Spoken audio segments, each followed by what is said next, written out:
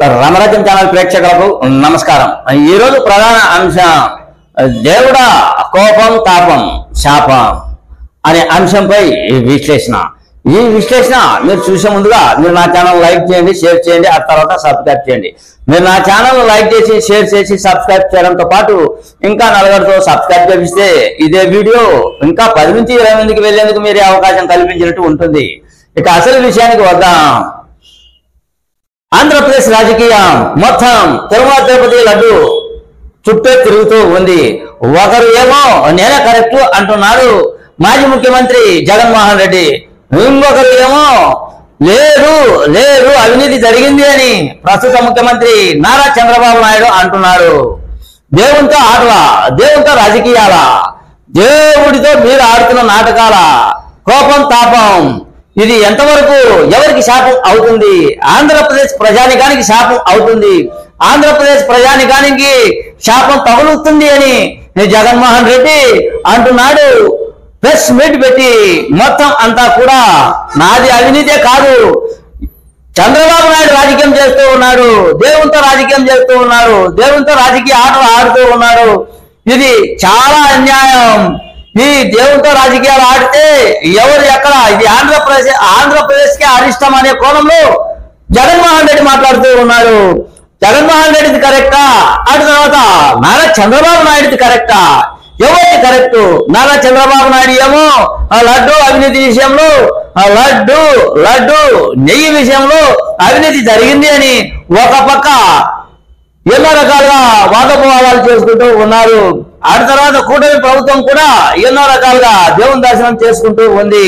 ఒక పక్క పవన్ కళ్యాణ్ తిరుమల తిరుపతి దేవస్థానం వేడుకొండల స్వామిని దర్శనం చేసుకున్నారు। ఆ తర్వాత ప్రస్తుత ముఖ్యమంత్రి నారా చంద్రబాబు నాయుడు దంపతులతో కలిసి ఆయన పట్టు వస్త్రాలు సమర్పించారు। ఆయన పట్టు వస్త్రాలు సమర్పించడంతో ఎన్నో రకాల ఆరోపణలు వచ్చాయి।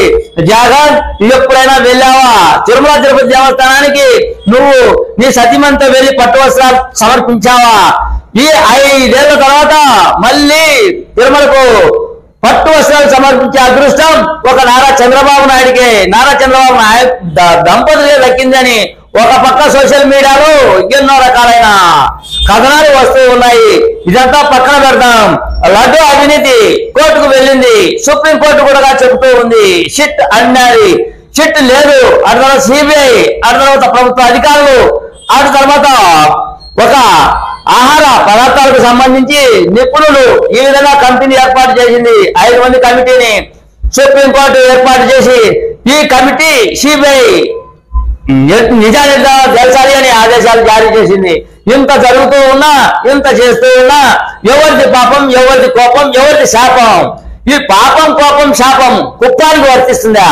కుప్పానికి అంటే దేవునితో ఏడుకొండల స్వామిని మీరు వాడుకున్నట్లయితే, ఏడుకొండల స్వామిని మీరు మోసం చేసినట్లయితే, ఏడుకొండల స్వామిని మీరు దగా చేసినట్లయితే, ఏడుకొండల స్వామి ప్రసాదంతో మీరు ఆడుకున్నట్లయితే మీకు పుట్టగతులు ఉండవు, అది కుప్పానికి అయినా సరే। ఆ తర్వాత కుప్పం ప్రజలు అనుభవించాల్సిందేనా? కుప్పం ప్రజలు శాపానికి గురి కావాల్సిందేనా? కుప్పం ప్రజలకు సంబంధించిన పాడి పంటల నాశనం కావాల్సిందేనా? దేవునితో నాటకాల అని అన్నట్టు ఉంది ఎవరు? జగన్మోహన్ రెడ్డి। ఆ తర్వాత పులివెందుల